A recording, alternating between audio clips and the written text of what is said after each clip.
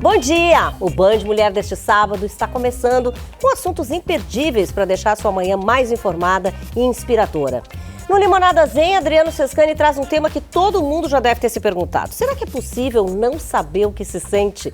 No segundo episódio da série sobre sentimentos, ele traz uma reflexão que vai tocar fundo no nosso jeito de sentir.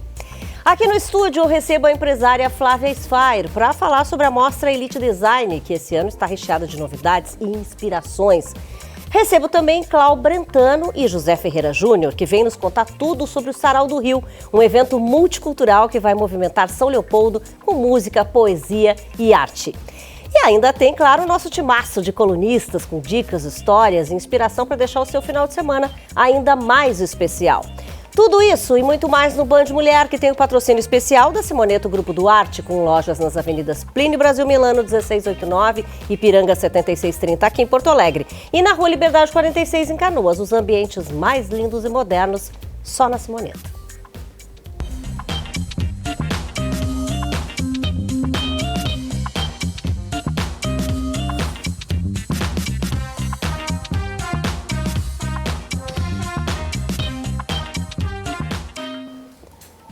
E eu abro o Band Mulher de hoje falando de um evento muito legal, muito querido já, né, da comunidade, que é o Sarau do Rio. E eu tô aqui com a dupla de organizadores, né, que é a Cláudio Brentano e também o José Carlos, né, Ferreira Júnior. Isso aí. A gente até diminuiu o nome, que é o nome, né, de rei. E aí, claro que vai acontecer no dia 4 de maio, mas assim, a gente precisa falar que esse evento, na verdade, é já um evento mais até sentimental, né? Desde que o ano passado aí a gente estava com a enchente justamente nessa época. Então eu acredito que esse evento vai ser mais do que especial, né, Cláudia? Ele é um evento que por si só, acho que desde o início sempre foi uma coisa muito emotiva, muito emocional. A gente se emociona, a gente curte, a gente celebra as amizades, as pessoas se encontram lá. E esse ano, então, tem essa pegada, assim, bem significativa, né? De resiliência, de resiliência. Resistência, digamos assim. De celebrar a vida, né? Tem gente que comentou assim lá nas redes sociais, o pessoal interage muito no perfil lá do Sarau do Rio. Sabe, mas é um dia meio triste, né? Eu disse, não, gente, para celebrar a vida, né? É um dia alegre, não é isso? E o local, né, Júnior? É bem importante, assim, também, eu acho. Com certeza. E quando a gente começou a organizar a retomada do Sarau do Rio, imagina, é um evento multicultural, são vários artistas e a organização ela é um grupo, tem eu, a Cláudia, tem mais 2 ou 3 pessoas, a produtora, e começamos a organizar a data. Essa data não fecha para o nosso artista, esse fulano não está aqui, e aí no fim fechou essa data, 4 de maio foi a data que fechou. Aí alguém do grupo comentou, do nosso grupo de organização, quer dizer, não foi intencional, tu entende? Sim. Alguém do grupo comentou, vocês perceberam que dia 4 de maio foi o dia em que o Rio ultrapassou o DIC em São Leopoldo. E o Sarau do Rio, o nome já diz, ele é na beira do Rio dos Sinos. Sim, à beira do Rio dos Sinos. Então a gente fala, a gente se arrepia, se emociona, porque é impressionante. Então parece que é alguma coisa que foi dita. A arte talvez nos ajude a ressignificar a relação da cidade com o Rio, né? E, aliás, falando de arte, na verdade, é arte de várias categorias também, porque não é só música, né? Tem oficinas também, tem teatro, é isso? São várias linguagens, né? A gente tem 2 palcos, na verdade, que é o palco principal, onde tem os shows, tem o palco secundário e o terreno cultural, que a gente fala, né, que é onde se reúnem as expositoras, tem teatro, tem instrumental, as oficinas de arte, que daí sou eu que piloto lá. Mas sim, são várias linguagens. Contação de histórias, exposição de arte. Pois é muita.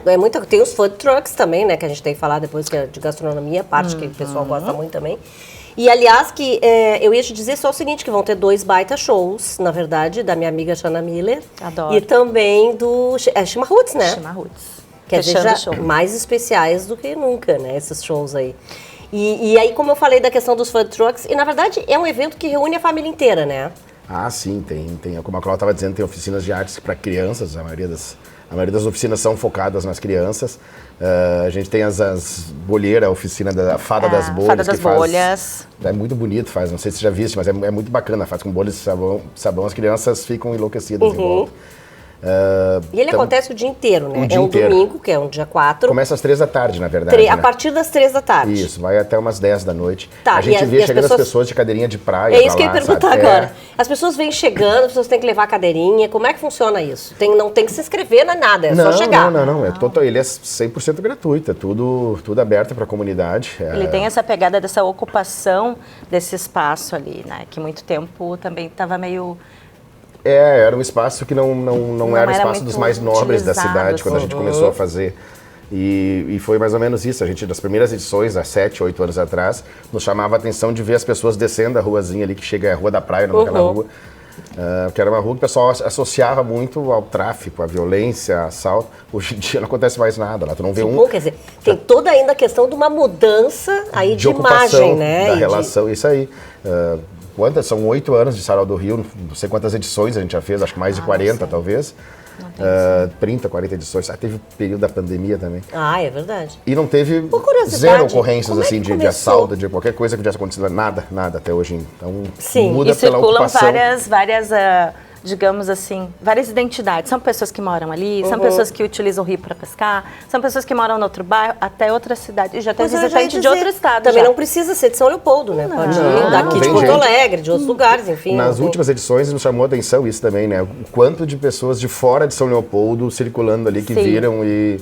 Mas, certamente estão nos vendo hoje, vão estar lá no dia 4 também. O que eu ia perguntar é o seguinte, por curiosidade, como é que começou o Sarau do Rio? Qual foi o primeiro? Quem é que inventou? A palavra José. Na real é o seguinte, falou dos food trucks. A minha ex-esposa, que vai estar lá, inclusive, a gente continua uma relação super boa. Ela tem um food truck.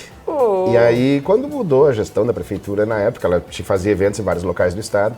E me sugeriram, eu disse, será que de repente mudando a gestão, vamos tentar ver se o pessoal libera para ocupar mais o espaço público. Em São Leopoldo ela não conseguia fazer eventos. E aí bati lá na Secretaria de Cultura, sem a menor ideia, sem conhecer ninguém, e aí disse, olha, vai ter um Dia Mundial da Água na beira do Rio dos Sinos. E aí eu pensei o que a gente pensava naquela região, na beira do Rio dos Sinos, isso não vai dar certo, aquele lugar, que é um lugar vinculado à violência, à tráfico. Sim. Não, isso que aí a gente nem tinha ainda problema com água, né? Quer dizer, imagina agora. Isso.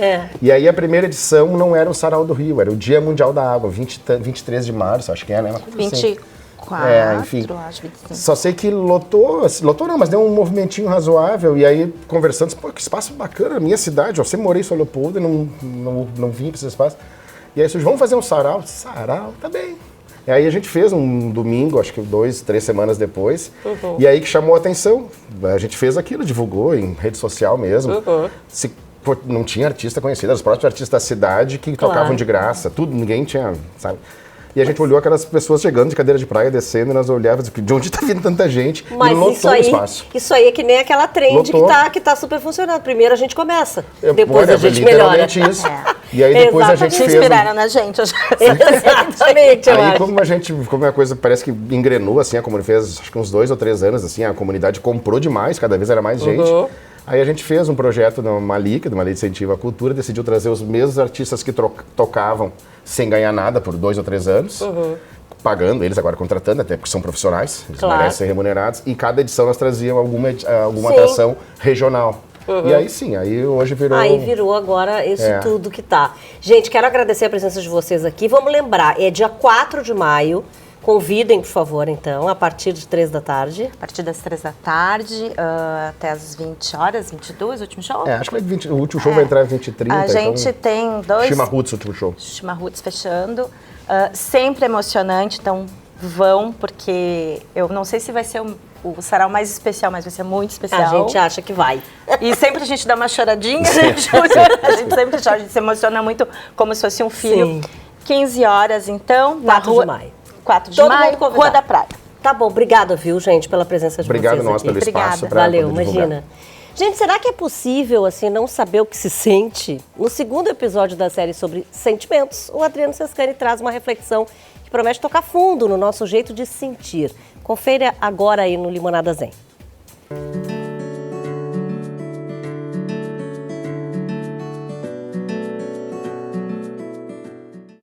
Sentir faz parte da vida. Por isso é muito importante a gente ter a consciência do que passa dentro da gente, até para podermos fazer a escolha mais certa e também a lidar com o outro da melhor maneira possível.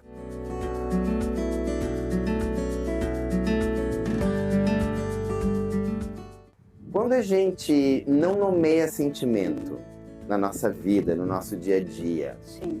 ele desaparece, é meio uma forma da gente, deixa quieto, ou ele continua dentro da gente, agindo, e é aquela coisa meio, eu me faço de louco, ele continua agindo, e a gente não enfrenta de cara. Como é que é isso? Perfeito. Talvez ao contrário do que muita gente pense ou é ensinada, quando a gente não nomeia, não identifica um sentimento, ele continua existindo e sem os nossos melhores recursos. Ele fica solto no armário, vamos dizer assim, nos calabouços, agindo como bem entender. Por isso a importância de nomear e identificar, para que a gente possa ter sob o nosso controle e escolher que recursos vamos usar para lidar com aquilo que a gente sente. E o medo, porque a gente, muitas vezes, no fundo, a gente sabe que a gente tá com aquele sentimento, mas a gente não quer admitir. Exatamente, esse é o principal motivo da gente não admitir. O medo de não sermos aquilo que a gente pensa que é. Quando a gente se decepciona conosco, ficamos às portas da tristeza, que por sua vez a gente fica às portas da depressão, que não deixa de ser uma grande autodecepção. Então, esse ato de reconhecer vai implicar que a gente se decepcione um pouquinho conosco, mas em nome de um ideal, em nome de sermos mais fortes, de usarmos os nossos melhores recursos. Por isso a importância da gente saber o que é sentimento e o quanto a gente precisa ser forte para reconhecer e lidar com eles.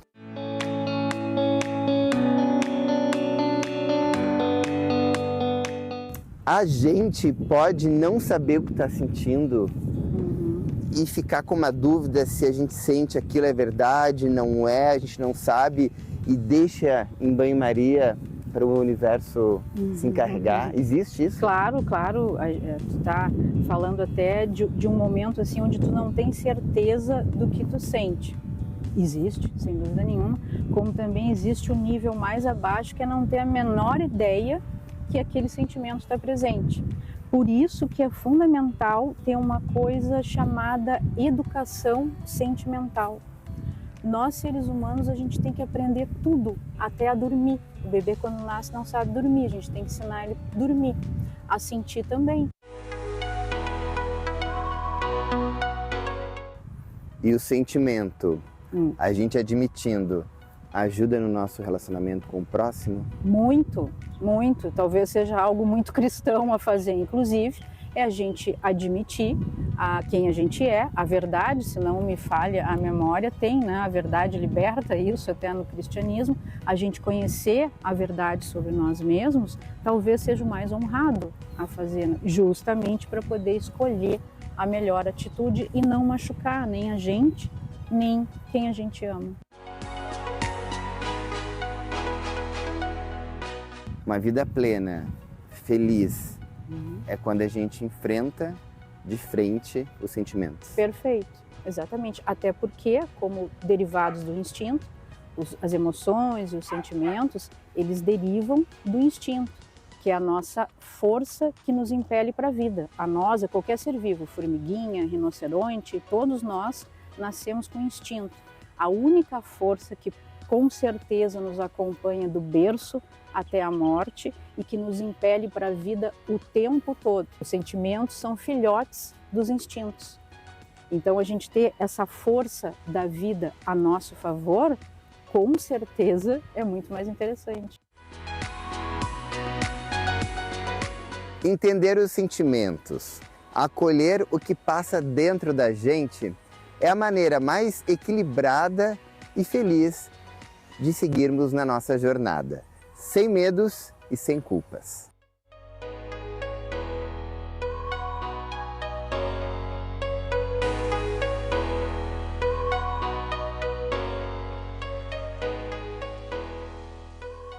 Obrigada, então, Adriano Sescani, que é o meu diretor, também a Arruaça Filmes, que faz essas imagens aí maravilhosas, né? Já está aqui comigo a doutora Luiziane Tomazoni, vocês já sabem que fala de odontologia integrativa, também estética. Hoje nós vamos falar de um assunto que eu acredito até que seja um pouco polêmico, né, Lui? E não é só na área da odontologia, mas em toda a medicina, que é sobre canabidiol e benefícios que traz para a saúde, né? E só que a gente não liga com a área dentária, né? Com a boca. Isso também traz muitos benefícios, ou seja, para essa área. Sim. Então, o CBD, né, que é o canabidiol, é um dos ativos da planta cannabis. E ele tem sido muito usado na medicina de uma forma geral, né? E no que me compete, que eu resolvo atuar melhorando a saúde dos pacientes. Então, na questão de odontologia, ele ajuda muito no sono, né? Que aí, o sono, a gente sabe que é importante a gente ter um sono reparador. E as pessoas estão muito acostumadas a tomar remédio para dormir. Sim. Esse tarja preta. Isso o doutor Gilberto fala muito aqui, daqui a pouco até já vai estar falando com a gente, mas ele fala sempre sobre essa questão do sono, né? Sim, porque o remédio ele faz realmente dormir, ele te capota, mas ele não faz um sono reparador. Então aquela fase REM, que é uma fase importante onde há a renovação celular, não acontece. E o CBD, ele atua fazendo realmente esse relaxamento e dando a quem toma, né, esse sono reparador. Então, o sono, ele é muito importante. E aí, consequentemente, pacientes que fazem bruxismo, né, que forçam bastante, tem uma tensão muscular muito grande e muitas vezes associado ao zumbido, o CBD tem agido assim de uma forma sensacional. Eu tenho ótimos resultados no consultório de pacientes que estão usando e estão dormindo melhor, eliminaram a questão do zumbido, que é uma coisa que incomoda muito, né? Isso sem falar nas dores crônicas também, né? Sim, isso também eu ia falar. Ele é um importante anti-inflamatório. Pacientes que têm fibromialgia, pacientes assim, é um ativo sensacional e cada vez mais ele está sendo divulgado. Mas eu acho que as pessoas ficam com dúvidas, né? Tipo assim, tá, mas como é que a gente faz a utilização, né, disso? E como é que tem que ser? Quer dizer, tem que ser com o médico, com o receituário? Como é que faz isso? Sim, eu no consultório eu posso e faço a prescrição dele. É claro que eu preciso consultar, o paciente precisa vir ao consultório, eu entender quais são as necessidades, né? E a gente faz uma prescrição e junto eu tenho contato de uma bióloga, que ela é uma das representantes, porque tem várias marcas, né, do canabidiol no Brasil. Então é tudo controlado pela Anvisa, é tudo regulamentado, desde 1990 ele é regulamentado no Brasil. E muita gente não sabe. E muita gente não sabe e acha que é uma coisa meio clandestina. Não, é tudo super regulamentado e com efeitos maravilhosos. Então a pessoa precisa vir ao consultório, fazer a consulta, entender o que ele precisa e aí partindo dali a gente prescreve e é feito um controle, claro, porque a dosagem é muito particular. Então, tem pacientes que usam 3 gotas antes de dormir, outros usam 15. E é uso contínuo? Uso contínuo. Se a pessoa já tem dificuldade de dormir, ela vai usar sempre? Sim, ela vai usar sempre. Ela vai sentir uma melhora tão absurda que ela não vai querer deixar de usar. E ele não tem contraindicação. Ele claro que a gente tem que ter essa modulação, esse acompanhamento que eu dou ao paciente, né? Mas ele não existe nenhuma contraindicação. Como tu foi falar sobre isso, tu me disseste que ia falar sobre isso, eu fui também ler, né? E vi que dizia que é um acelerador de processos reparadores, anti-inflamatórios e cicatrizantes também. Também. E quando tu fala em processos reparadores, a gente estende isso à questão neurológica, né? Tem estudos e já comprovação de eficácia em pacientes com Parkinson, com Alzheimer, porque o que ele faz? Ele faz um reparo das células neurais. Ele diminui a excitabilidade dos neurônios. Então, pacientes que são muito acelerados e que acabam depois desenvolvendo problemas neurológicos, problemas de esclerose múltipla também. Então, assim, é um composto sensacional. Ou seja, basta que a pessoa vá, né, te diga, se for um dos motivos que ela tenha de usar, e até o próprio bruxismo, né? Com certeza, sim. Com certeza dá para usar e ficar tranquilo que está usando algo comprovado, algo seguro e algo que não vai trazer nenhum malefício para a saúde. Então... Tá bom, te agradeço, viu, Luí, pelas dicas aí. É isso aí mesmo, as pessoas têm que se informar melhor, né? Porque às vezes a gente não sabe e fica com receio. Realmente com receio de uma coisa que não precisa. E deixando de estar bem, né? Com certeza. Gente, vamos falar da sua casa aí agora um pouquinho, daquela sala bonitinha lá que você recebe sua família para tomar chimarrão, tomar cafezinho. Tem que ter um móvel aconchegante, né? Um móvel especial para aquele local. E isso você consegue saber onde? Na Lemertz e com precinho sempre, ó, bem menorzinho.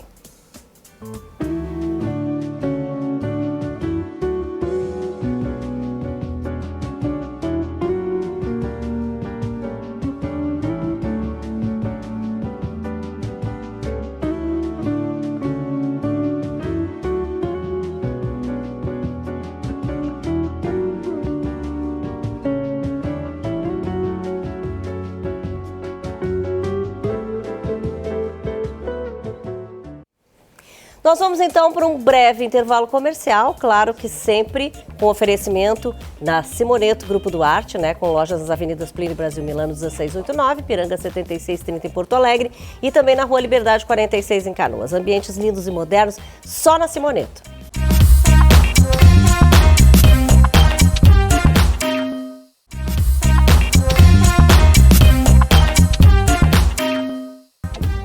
Comigo já aqui o Dr. Gilberto Laorg Nunes, né? Que vocês sabem que todo sábado traz sempre assuntos bem importantes aí pra gente, né? Dicas, fala de mitos e verdades. E hoje a gente vai estar falando de mitos e verdades também. E acredito que muita gente tem essa dúvida, né? Se essa questão de palpitação sempre indica um problema cardíaco. Isso é mito ou é verdade? Isso é mito, Regina, tá? A palpitação, na grande maioria dos casos, ela é benigna, tá? E, na maioria dos pacientes, ela é, na realidade, uma irregularidade no ritmo cardíaco causada por um fenômeno chamado extrasístoles, que são batimentos fora do compasso, né, fora do ritmo normal e que dão uma sensação, às vezes, desagradável de um soco no peito, né, porque ela é um estímulo elétrico que estimula o coração a contrair quando as válvulas cardíacas estão fechadas ainda. Então, às vezes, a pessoa sente aquela sensação de soco no peito. Eu ia perguntar isso. Primeiro, a gente tem que definir o que é a palpitação, né? Exatamente, porque palpitação pode ser simplesmente essa sensação de irregularidade do ritmo cardíaco, pode ser uma aceleração do ritmo cardíaco, acima dos limites normais, ou seja, a frequência cardíaca normal máxima é até 110 batimentos por minuto, 120. Acima disso, a gente caracteriza como uma taquicardia, certo? Então, tem que ver que tipo de arritmia é. O importante, até para tranquilizar as pessoas, é que, na maioria das vezes, tá, não está relacionado a nenhum problema cardíaco, certo? Doenças primárias, né, que causam arritmia, são bem raras. Geralmente são doenças congênitas, como a síndrome de Brugada, como a arritmia da via de saída do ventrículo direito, que são doenças raras e têm um fundo genético, de transmissão genética, certo?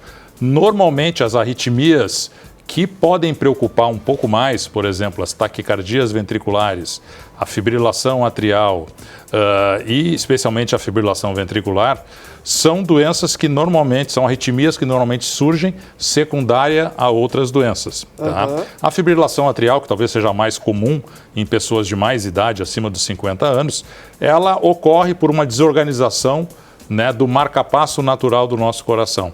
Tá?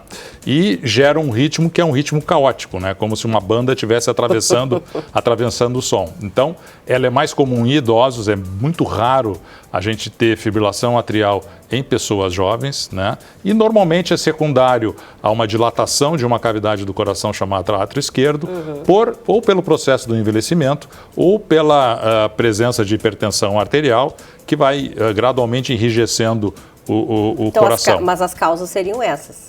Seriam essas. Uma causa agora, né, mais recente, que começou a aparecer um pouco mais depois da pandemia da Covid-19, são arritmias causadas por áreas de fibrose no coração causados pela inflamação causada pelo coronavírus. Então, às vezes, faz áreas de fibrose, que é como se fosse uma cicatriz do músculo cardíaco, e nessa cicatriz pode-se desencadear um evento de uma arritmia ventricular, uma arritmia que potencialmente precisa ser investigada e às vezes tratada. Tá, mas aí então o processo é o seguinte, quer dizer, existe um passo a passo aí. A pessoa acha que está com palpitação, enfim, achando que está um pouco diferente Sim. o seu batimento e tal, vai ao médico. A partir daí, houve o diagnóstico e é palpitação. O que acontece? Então, acho que antes disso é importante, quando a pessoa tiver a sensação, palpa o pulso, ou aqui no punho, ou no pescoço, e tenta determinar, está acelerado, é um ritmo regular mais acelerado, isso nos indica algum tipo de arritmia. E se for rápido, ou também essa questão da... Se for foi desorganizado, 1 minuto, foi 15 se minutos. for desorganizado e rápido é em termos de frequência do batimento, ou seja, a pessoa palpa. Sim, mas o eu digo, pescoço. eu fiquei assim por 5 minutos. Fiquei Não, assim isso não dá muita ideia de Que qual pode o ser. diagnóstico. Agora, a característica da palpitação, sim. Se a pessoa palpa aqui e tem um batimento regular, daqui a pouco vem um fora de compasso, na grande maioria das vezes são extrasístoles que são absolutamente benignas. Se ele palpa aqui e está com uma frequência cardíaca de 140 a 150, mas absolutamente regular, indica algumas doenças. Se a frequência cardíaca está em 150, 160 e completamente irregular, bom, aí sugere essa arritmia que eu comentei, a fibrilação atrial. Então isso é importante até do paciente informar, para o médico já mais ou menos saber o que pode ser, quais são os diagnósticos possíveis. Porque exatamente como tu falasses, às vezes são episódios muito fugazes e que acontecem raramente. Então, às vezes a gente faz um eletrocardiograma no consultório e não aparece nada, né? Às vezes a gente faz uma monitorização do eletrocardiograma por 24 horas, que é um exame chamado Holter, que às vezes também não pega nada se é um sintoma que a pessoa tem uma vez por semestre, por exemplo. Se é uma coisa que a pessoa tem quase todo dia, bom, aí a possibilidade da gente capturar esse evento durante a monitorização é muito grande. Então, é importante, né, essas informações para a gente mais ou menos saber o que a gente tem que fazer para diagnosticar. Um exame fundamental também que a gente pede, 2 exames fundamentais na realidade, é um ecocardiograma, que é um ultrassom do coração, para a gente justamente ver o tamanho dessa cavidade do átrio esquerdo e ver também se o coração não está dilatado. Porque se o coração está dilatado, a pessoa tem a chamada miocardiopatia, bom, aí a gente está falando de arritmias que potencialmente outro lado. podem ser mais sérias, tá? E o outro exame muito importante é o teste ergométrico, porque a gente vê qual o comportamento dessa arritmia potencial durante o esforço, ou seja, durante uma carga grande, em que existe uma descarga de adrenalina muito grande. Então, esses são os exames iniciais. O eletrocardiograma de repouso, o ecocardiograma, o teste ergométrico e essa monitorização do ritmo cardíaco por 24 horas, que é o Holter. Tá bom, obrigada, viu, pelas informações aí. Vamos acalmar esse povo, vamos tranquilizar, Vamos acalmar, né? mas a mensagem é essa. Na maioria das vezes, a palpitação não é nada grave e como ela vem, ela passa espontaneamente. Exatamente. Tá bom, obrigada, doutor Gilberto. E você já pensou em fazer um testamento? Olha, muita gente ainda tem dúvidas, né? Ou acredita que isso é só coisa para quem tem muito dinheiro. Mas a verdade é que o testamento público traz segurança jurídica, evita conflitos familiares e garante que a sua vontade seja respeitada no futuro. A nossa colunista, a advogada Virgínia Lobato Flores, explica quais são os benefícios desse tipo de testamento e por que ele pode ser uma boa escolha. Oi, Virgínia. Bom dia, um ótimo dia para o pessoal de casa também. Nunca se fez tanto testamento público no Brasil como nos últimos anos. Esse é um movimento que eu noto no escritório e os próprios tabelionatos de notas têm reportado essa situação. Para quem busca um planejamento sucessório simples e barato, não restam dúvidas que o testamento é a melhor opção. Bom, o que é o testamento? Ele é um documento legal previsto em lei, onde você expressa a sua vontade sobre como os seus bens devem ser distribuídos após a sua morte. Embora muitas pessoas evitem falar e pensar sobre isso, ter um testamento ele é essencial para garantir que as suas decisões sejam respeitadas lá no futuro. Vamos entender os principais benefícios? O principal deles é a segurança jurídica. Com o testamento, você evita possíveis disputas entre herdeiros, otimiza o processo judicial e deixa claro quem deve receber o quê, minimizando ali os conflitos familiares. Personalização da herança, você consegue decidir como seus bens serão distribuídos. Qual filho deve ficar com a empresa? Qual filho deve ficar com o imóvel? Inclusive, neste momento, você pode estipular se você não quer deixar parte dos seus bens, inclusive para caridade ou mesmo para um pet. Nesse ponto, cabe a observação que, se você tiver herdeiros necessários, que são ascendentes, os pais, descendentes, os filhos ou cônjuge, você só poderá dispor em testamento de 50% dos seus bens. Os outros 50% deverão observar a ordem legal. Escolha de tutores. Muita gente não sabe, mas quem tem filhos menores tem a opção de, no testamento, escolher quem cuidará deles caso aconteça. É deixar de forma expressa a sua vontade, porque mesmo que haja uma discussão futura, fica ali um registro importante. Tranquilidade e planejamento, sem dúvida, ter um testamento traz paz de espírito e uma tranquilidade que no futuro vai ser observada a sua vontade. Em resumo, fazer um testamento é um ato de amor e responsabilidade. Ele protege seus entes queridos e garante que a sua vontade seja respeitada. Muita gente tem dúvida. O testamento ele não elimina a realização do processo de inventário. Os bens não vão automaticamente ali para os herdeiros legatários indicados no testamento. Vai ser necessário abrir este testamento em juízo e aí a importância de ser feito um bom testamento, observando as regras legais, e posteriormente os bens serão transmitidos junto ao processo de inventário. Gostou dessa dica? Aqui no Banho de Mulher com a Regina Lima eu trago as informações do nosso mundo jurídico. Até o próximo programa. Obrigada, Virgínia. Assunto super importante, né? E agora tá na hora de Estilo Simoneto. Comigo aqui hoje tá Bruna Benedix, que é arquiteta. Tudo bem, Bruna? Tudo bem. Seja bem-vinda. Vamos Obrigada. falar, claro, de projeto de interiores, que é sempre... Eu acho que ainda as pessoas sempre terão dúvidas sobre isso, né? Sempre. E eu acho que a primeira coisa que a gente precisa falar é o que não pode faltar na hora de um projeto de interiores. Primeiro, é um prazer estar aqui conversando contigo Obrigada. sobre esse assunto que para mim é muito sensível, que é a autenticidade em arquitetura. E eu quero te responder, te perguntando, te devolvendo a pergunta, o que não pode faltar na casa da Regina. Ai, na minha casa é conforto, tem que ser aconchegante, tem que ter Perfeito. cores e coisas, luzes, coisas que eu goste. Legal. Então, a tua resposta certamente não é igual à do João, nem Não, da Maria. claro que não. Né? Então, a gente tem que dar muita atenção a isso.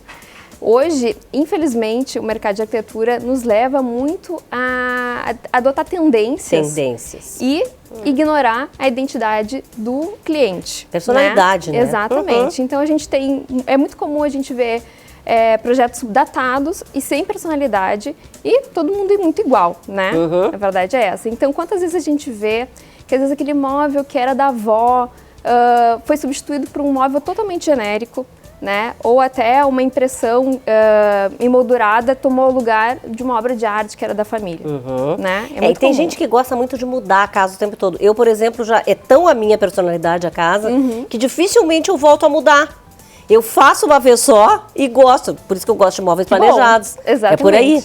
Então, assim, é muito importante que o arquiteto compreenda para que serve aquele espaço. Primeira coisa, né? Para que serve aquele espaço? A segunda coisa é quem vai habitar aquele espaço. A maioria das pessoas não mora sozinha, né? Às vezes até o próprio ambiente é habitado por pessoas de idades muito diferentes. Isso deve ser considerado. E a terceira coisa que o arquiteto, para fazer um bom projeto de arquitetura, precisa entender o estilo da pessoa, das pessoas que vão usar aquele ambiente. Então, como tu disse, cores, materiais. E a pergunta que eu te fiz no início da nossa conversa, o que não pode faltar naquele ambiente para aquele cliente. Né? Exatamente, cada um tem uma coisa, né? Exatamente. É bem por aí mesmo. E qual dica, assim, que a gente pode dar para quem está pensando em contratar, em fazer esse projeto?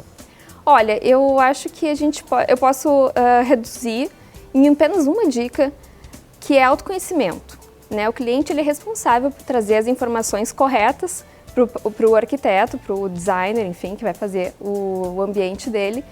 E ele precisa se conhecer, ele precisa se reconhecer naquele ambiente, né? Então ele precisa saber exatamente como é que é a rotina dele, Ou deles, né? Que nem deles, exatamente. Porque também tem isso, tem o casal, muitas vezes. E aí a gente também tem que respeitar os dois gostos. E é uma briga, né? É uma briga, a gente sabe que é uma briga. E outra também que muita gente hoje tem animais de estimação. Tem. Também tudo isso tem que ser levado em conta, porque é a rotina com os animais, né? Certamente essas informações vão fazer com que os arquitetos, ao invés de seguir uma tendência vigente, tu vai dar material para que ele possa fazer um projeto verdadeiramente autêntico, que é o que está faltando muitas vezes no nosso verdade. mercado. Agora, tu não acha que às vezes a pessoa fica meio insegura quando ela contrata um arquiteto? Na verdade, ela pensa assim, ele vai resolver todos os meus problemas e eu não tenho que ficar dizendo tudo para ele, né? Claro. Só que, claro que é bem isso que tu disseste também, se a pessoa não fala nada e a pessoa aceita o que tu passa, não fica provavelmente com a cara dela. Com certeza, isso é uma responsabilidade, né, do cliente que está contratando. Então ele precisa ter esse autoconhecimento, ele precisa saber o que ele gosta para poder passar, porque senão se tu não der a resposta, alguém vai dar por ti, né? E muitas vezes não é a resposta que tu desejaria. Não é momento de ser inseguro, não, é isso? Definitivamente não é. Bruna, obrigada aí pelas dicas, né? E é bem isso mesmo, a gente tem que pensar nisso na hora, né? Tem que se conhecer. De fazer, é bem isso aí mesmo. Obrigada. E claro que a gente continua falando de Simoneto, agora com o recado do João. Se você pudesse renovar a sua casa e ainda ganhar um ambiente de presente, essa é a condição imperdível de abril da Simoneto Grupo Duarte, onde na compra de 3 ambientes ou mais, você vai ganhar de presente da Simoneto Grupo Duarte um ambiente de menor valor. É imperdível, mas não para por aí. Você ainda pode ganhar até R$ 3.500 de voucher com a Via Padova, empresa parceira da Simoneto que trabalha com sofás, mesas, cadeiras e aparadores. Você pode escolher de todo o catálogo da Via Padova o produto que quiser. Então não perde tempo, agende logo o seu horário aqui com a Simoneto e tire o seu projeto do papel. Bom, e aqui comigo já está ele, que é sócio fundador da ACG Home Care, o Alexandre Pires. Hoje para falar de um problema que vem incomodando muito, as pessoas estão bem preocupadas e principalmente, por exemplo, a cidade de Viamão já tem até um hospital de campanha, né, Alex? Por conta da dengue, que é o nosso assunto de hoje. A gente tem que ter muita atenção, Regina, com esse tema. E a gente está falando que é um problema já, uma endemia, vamos assim dizer, né? Está sendo tratado desta forma no Brasil, tanto que montaram um hospital de campanha. Sim. Então a gente já tem aí mais de 5.800 casos comprovados, mais de 14 mil casos ali sendo investigados. Então é um número absurdo, né? E Viamão, um foco muito grande disto, diferente de outras localidades. Então, a gente precisa ter os cuidados básicos para isso, para evitar que um idoso venha a ter um problema de dengue que é horrível. Dizem que é pior que o Covid. Que a dor é muito grande. A dor, o mal-estar. E depois o pós também é muito pesado, porque as pessoas elas ficam com aquela sensação mais do que apenas 2 semanas, que é o foco. Eles ficam meses com aquelas sensações no corpo.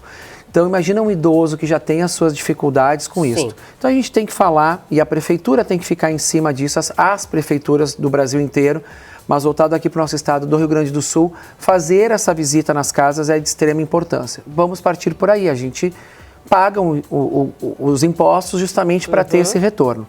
Mas as pessoas também têm que ter atenção. Vacina, por exemplo. A vacina é o primeiro foco, né? Então, assim, já tem no mercado, a gente tem ela disponível aí no SUS, é só ir lá num posto de saúde e tomar essa vacina.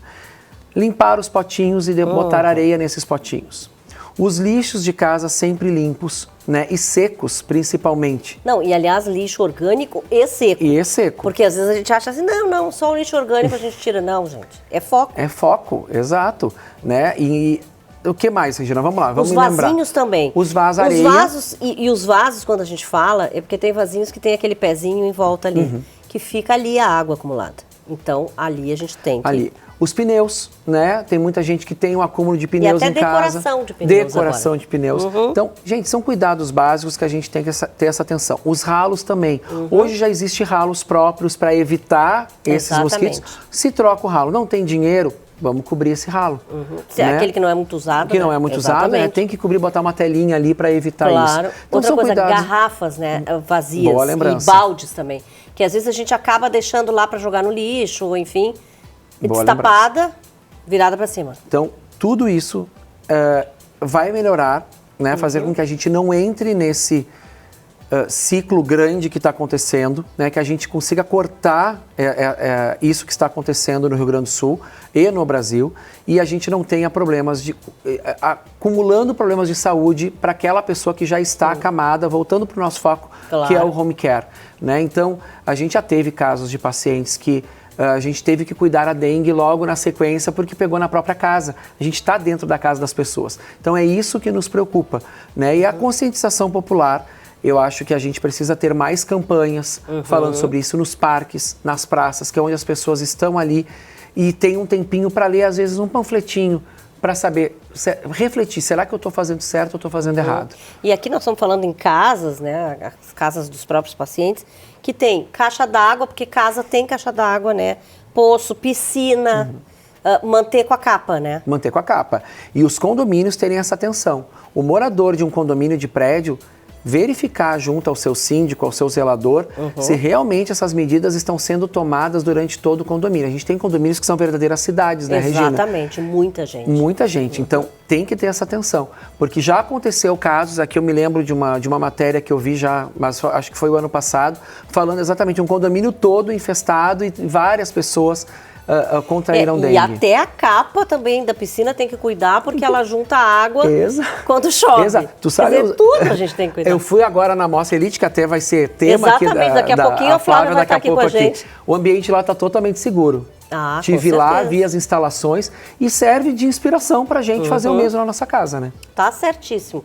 Obrigada, viu, Alex? Como sempre, um tema super importante aí. E agora no quadro Deixa Eu Te Contar, você vai conhecer um projeto que transforma vidas de mulheres através da gastronomia. Além de capacitar, essa iniciativa promove inclusão, autonomia financeira e, acima de tudo, dignidade para essas mulheres que lutam todos os dias por um futuro melhor. Olá, deixa eu te contar. Eu sou a Lisiane Botelho, coordenadora aqui da aprendizagem profissional da Fundação O Pão dos Pobres. E em parceria com uma importante empresa, a Sulgás, desenvolvemos um projeto fantástico que tem como propósito e objetivo trabalhar com mulheres em situação de vulnerabilidade social e mães solos. A nossa proposta é de oferecer um curso de qualificação onde possam desenvolver essas mulheres e essas jovens no mundo de mercado de trabalho na área da gastronomia. Então, vocês, mulheres que se enquadram dentro dessa proposta, dentro desses objetivos, busquem pelas nossas redes sociais. Venha que a gente te espera. Valeu! Bom, a gente vai para mais um breve intervalo comercial com patrocínio especial da Simoneto Grupo Duarte, com lojas nas avenidas Plínio Brasil Milano 1689, Ipiranga 7630 em Porto Alegre e na Rua Liberdade 46 em Canoas. Os ambientes mais lindos e modernos só na Simoneto.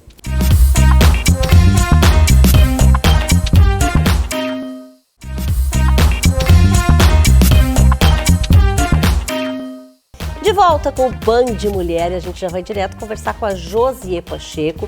Vocês sabem que é terapeuta integrativa, né? E o assunto dela hoje é muito legal, que é cromoterapia. Bom dia! Hoje eu trago conhecimento da terapia integrativa chamada cromoterapia. A cromoterapia é uma terapia complementar que usa as cores para promover o equilíbrio físico, emocional e energético do indivíduo. Cada cor tem uma vibração específica e uma capacidade terapêutica. As cores, pessoal, podem ser aplicadas através de luzes coloridas ou visualização de cores. Pode ser usada na decoração das casas, ambientes e até nas roupas do seu dia a dia. Seus benefícios são diversos. Reconstitui a energia corporal, harmoniza os chakras, reduz a ansiedade e estresse, auxilia no tratamento da depressão, alivia as dores de cabeça, musculares e articulares, melhora do sono, melhora do funcionamento do sistema nervoso, estimula o sistema cerebral, ajuda a reduzir a sensação de cansaço e exaustão física, auxilia no tratamento de doenças como a hipertensão, doenças psiquiátricas, doenças articulares, diabetes, entre outras. A cromoterapia é uma terapia integrativa utilizada na prevenção e na complementação de tratamentos com a medicina convencional. Se você estiver passando por um tratamento de saúde, comunique seu médico sobre a utilização complementar dessa terapia, que tem o propósito de nos proporcionar o bem-estar. Um ótimo final de semana a todos. Obrigada, Josi. Bom, hoje a doutora Stephanie Seolin não está aqui no estúdio, mas eu fui até o consultório dela dessa vez para conversar sobre um assunto que gera muitas dúvidas nas pessoas, a herpes. Direto aqui do consultório da doutora Stephanie Maynard Seolin, e hoje o nosso tema é um tema muito sério, que é uma doença chamada herpes. E para a gente começar, na verdade, eu queria saber isso, assim, o herpes, ele é um vírus, mas existe mais de um tipo dessa doença. Tem que pensar como uma família. Então, a família herpes. Aí nós vamos ter o herpes labial, a gente vai ter o herpes ocular, que é tratado pelo oftalmologista, o herpes corporal, que quando pega outras regiões do corpo, e temos também o herpes zoster, que geralmente pega um segmento, é aquele herpes muito doloroso, com lesões muito grandes, que pode deixar sequelas. Então, o herpes ele é uma família, mas sim é viral, ou seja, passa de uma pessoa para outra. Bom, e esse herpes zoster que tu falaste por último tem vacina? Sim, é uma novidade, inclusive. Chegou uma nova vacina no Brasil. Ela já é feita em outros países há bastante tempo. Tem um estudo de muitos anos, então é uma vacina segura. Mas a Anvisa só liberou a entrada dessa vacina há pouco tempo. Então, pessoas que têm 50 anos ou mais, que usam imunomoduladores ou medicações que diminuem a imunidade, falando de forma mais fácil, que tem doenças crônicas, hipertensão, diabetes, reumatismo, qualquer doença autoimune, tem indicação de fazer, porque essas pessoas são as que têm maior chance de terem episódios ao longo da vida de herpes zoster. Então, o herpes ele pode deixar sequelas, como eu falei, deixar dor neural, porque ele fica quietinho lá no nervo por muitos anos. À medida que ele for reativado, que der aquela lesão, aquele nervo fica inflamado e pode doer durante meses. Tá, mas então ele pode ficar, por exemplo, a gente pode ter esse vírus e ele não se manifestar. A maior parte das pessoas tem o contato com o vírus da mãe, na fase de aleitamento materno. Então, a maior parte dos estudos mostram que quase todo mundo já teve contato com esse vírus. Num estado como o nosso, que a gente toma chimarrão, por exemplo, e passa em rodas de chimarrão, agora depois da pandemia isso parou um pouco, mas é um hábito, todo mundo, é muito difícil alguém que não tenha contato com o herpes. Alguns manifestam, outros não. Aí vai da imunidade de cada um e da fase que esse vírus está. Então uma pessoa pode ter contato e ele ficar em latência a vida toda, nunca ter lesão. Tá, e o mais comum que a gente vê é aquele do lábio, né? Isso. Mas, por exemplo, eu já vi pessoas com herpes aqui. É o herpes corporal daí. Quando é no lábio, é o labial. Quando é em genitália, é o herpes genital. E quando é em outras regiões do rosto ou do corpo, é o herpes corporal. E o zoster é geralmente corporal também, pode ser em regiões da face, só que são lesões muito maiores e mais graves. Né, do que o herpes labial e genital. Tá, e os tratamentos, assim, a gente tem tratamento para isso? Quando é uma lesãozinha muito pequenininha ali, vai ser aquela pomadinha mesmo que começa a utilizar, mas o ideal é fazer tratamento via oral. Então, quando tem o primeiro episódio de herpes, já consultar um dermatologista para tratar a primo-infecção herpética, e mesmo quem já teve outros episódios, pode ter sempre a receita para iniciar a medicação o quanto antes. Porque quem tem o herpes labial, por exemplo, refere que começa a sentir uma coceirinha, num dia, no outro acorda e tá lá a lesão. Então, quando sente aquela coceirinha, já sabe que vai ter lesão, já começa a medicação via oral para que a lesão seja o menor possível, não deixe marca, não incomode tanto. Mas mais em adulto, assim, crianças não tem? Não, a criança tem também. A primo-infecção herpética, quando na criança, se manifesta através de muitas aftas na boca. Pode dar febre, pode dar os linfonodos aumentados, que são conhecidos como os ínguas, né? Então, as crianças podem ter aftas, febre, elas ficam enjoadinhas, não conseguem comer. A primo-infecção herpética na infância é muito comum, mas geralmente é tratada pelo Pediatra. Sim. Não, pelo pediatra. O pediatra mesmo trata, dificilmente chega até nós, né? Sim, sim. Mas então, quer dizer, as pessoas têm que tomar um cuidado, mas não se assustar, porque realmente é um vírus que acompanha, né? Acompanha, mas eu acho bem importante ter a orientação de que tratamento fazer, qual a dosagem, para ter sempre à mão. Tá bom. Obrigada, Stephanie. Sábado que vem a gente vem com outro tema, então. Bom, e agora vamos falar de uma mostra que é muito tradicional aqui em Porto Alegre já, né? Que eu amo, por exemplo. Ela sabe disso. Tá aqui comigo já a Flávia Sfaier, que é diretora da mostra Elite Design, que começou agora, né? Dia 4. 4 de Vai abril. até junho 14, agora, 14 14 de junho. Bom, vamos contar um pouquinho dessa mostra, porque ano passado, por exemplo, a gente não teve, né, Flávia? Até tu já vieste no Manhã Bandeirantes também conversar com a gente e contou um pouco dessa história que caiu bem na época da enchente, né? A mostra, enfim. E aí a gente teve que pular esse ano. Então, esse ano ela agora está arrasando, né? Mas trocou de lugar também. Sim, em virtude das enchentes de 23, de 2023. Eu falei do ano passado, não. Foi o ano passado a maior, mas 2023 a gente pegou ali na beira do rio enchente. Eu lembro, sim. A gente estava num clube de remo, né? Exato. Durante 6 anos. Então eu resolvi sair dali, porque eu pensei assim, e se der a outra, né? Aí o medo, só né? que eu nunca pensei que fosse ser da proporção que foi. Então nós fomos para uma casa da década de 60, muito charmosa. Tem toda uma história de uma família, né? Exatamente, da família Miranda. Nós contamos essa história, nós conhecemos eles, nos aproximamos da família, tem no nosso Instagram as histórias, é muito emocionante. Eles foram na nossa inauguração, também já tem um vídeo que a gente postou da reação. A gente está vendo as imagens já dos ambientes que são maravilhosos. São. A gente fica sem saber o que fazer, né? Porque a gente quer todos eles. Eu sou uma pessoa que a cada mostra eu quero botar tudo fora na minha casa.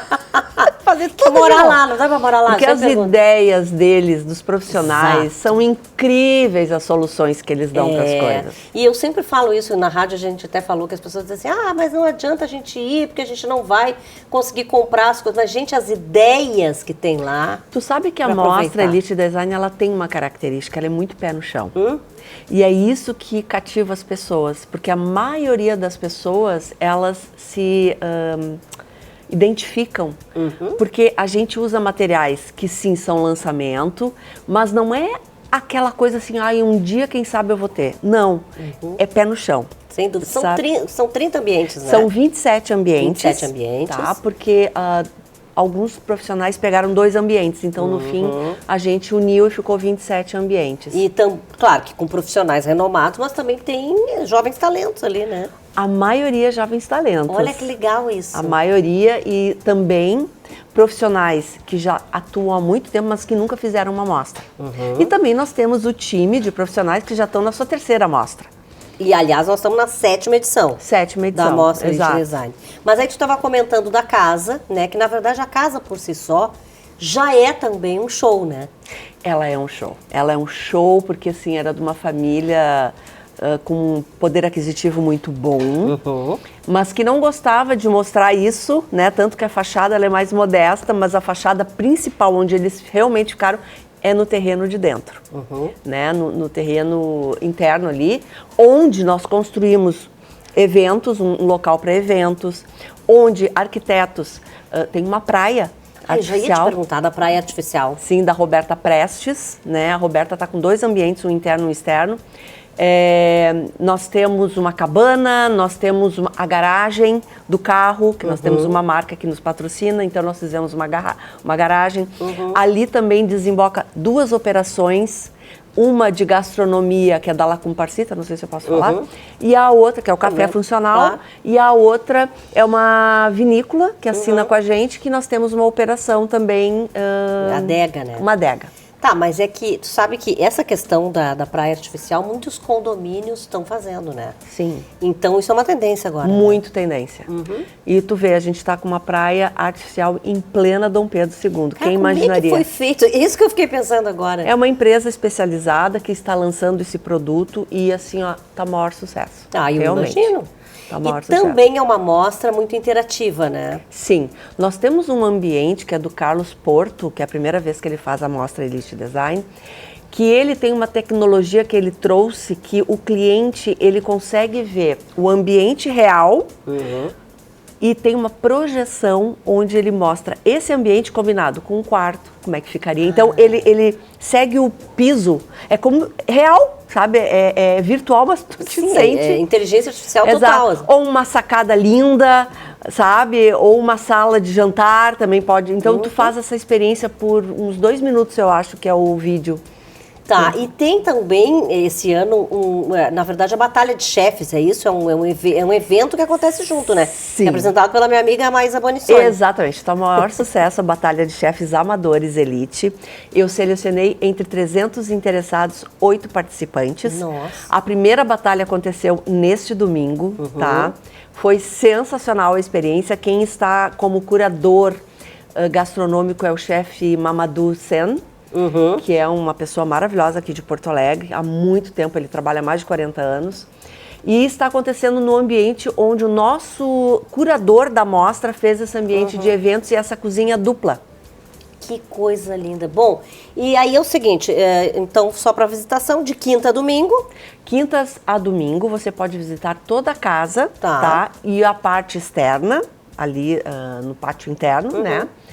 Mas terças e quartas, se tu quiser tomar um vinho e comer... tem uma coisa, um café. Aí nós temos essa parte interna, que é externa, ela está disponível para as pessoas. Tá. Mas é isso, a Mostra Elite Design está na rua Dom Pedro II, 1010. Exato. Né? E é só chegar. Obrigada, viu, Flávia? Imagina, eu que agradeço aqui. pelo espaço. Eu logo vou lá, já tô prometi. Te esperando, tô e eu te esperando. adoro.